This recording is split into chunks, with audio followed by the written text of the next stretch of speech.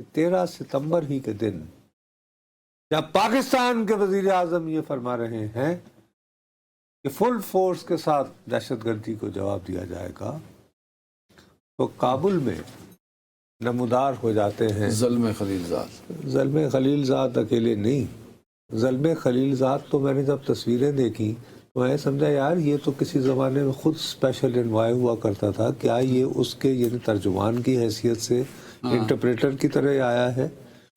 ہاں، Adam blur ایک صاحب ہیں۔ اچھا ایک بات یاد رکھنا، ٹرمپ نے اپنی گزشتہ دور صدارت میں جو ٹیم رکھی تھی اس میں سے بہت کم لوگوں کو آٹے میں نمک کے برابر لوگوں کو اس نے اس دفعہ بھی رکھا ہے۔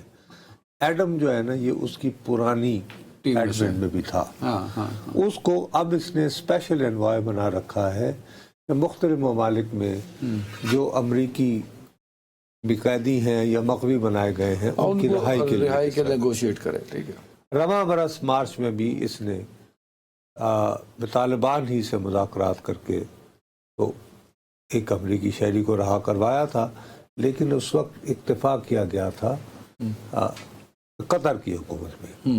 اب امریکنوں کے پاس اینے جوگے نہیں رہے کہ آپ قطر کو کہیں کہ جی ہمارے بندے یہ ذرا یار بات جاری رکھو، پریشر کرو، لہذا ایڈم صاحب خود ہی آ گئے۔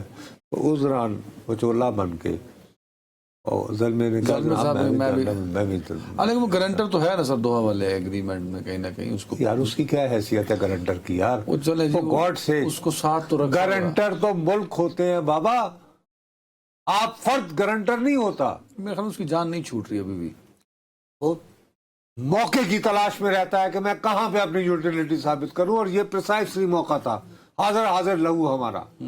اور اب یہ ایک نئی سازش بن رہی ہے۔ وہ کیا؟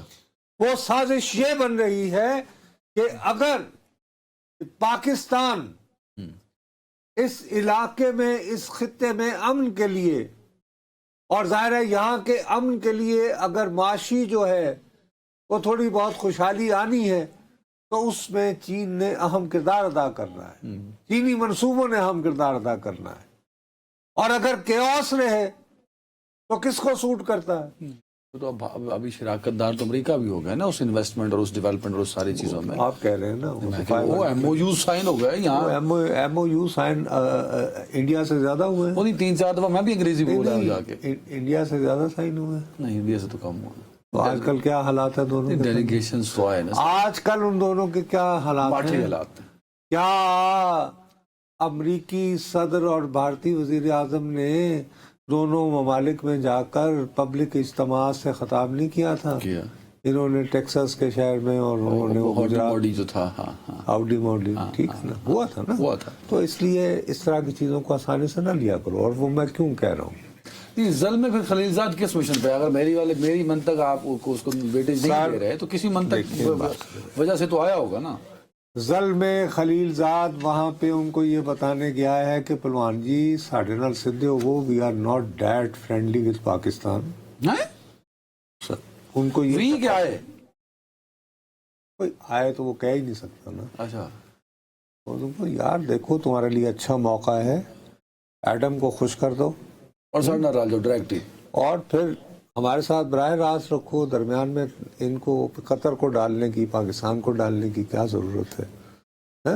ایسی نوبت کیوں پیش ہے کہ امریکہ کو یہ کرنا پڑ رہا ہے؟ تو قطر میں بھی قطر سے آپ کس منہ سے کہیں کہ جی ہماری مدد کرو؟ اور ہمارے ساتھ جو ہے ان کو دھوکہ دینے کے لیے کرنے میں کوئی حرج نہیں۔ سب سے جو خوفناک بات ہے یہ منافقت جو ہے بین الاقوامی سفارتکاری میں، ہمیشہ یاد رکھو یہ منافقت کا نام ہے، انٹرنیشنل ڈپلومیسی۔ ایک زمانے میں سفیر کے بارے میں کہا جاتا تھا کہ یہ وہ شخص ہوتا ہے جو نہایت خوبصورتی سے اپنے ملک کے لیے جھوٹ بولتا ہے۔ ابھی بھی یہی کہا تھا۔ یہ جناب یہ جب ملاقات ہوئی ہے ایڈم کی اور زلمے خلیل زاد کی، اس کے آخر میں اسٹیٹمنٹ جاری کی ہے افغان حکومت نے، اور اس کو بولڈ لائنوں میں لکھا ہے، نمایاں کر کے، بالکل آخری 2 لائنیں ہیں۔ ہی ایڈڈ، یعنی کس نے ایڈ کیا؟ ایڈم بلر نے۔ Adam He added that the United States respects the right of nations to make their own choices. मतलब अमेरिका जो है वो कौमों के इस हक का एहतराम करता है कि वो अपनी पसंद के फैसले करे। मतलब अगर वो औरतों की ज़ल्ज़ले में मदद नहीं करना चाहते तो अमेरिका उसकी रिस्पेक्ट करता है, क्योंकि ये अफगानिस्तान के कल्चर के मुताबिक है।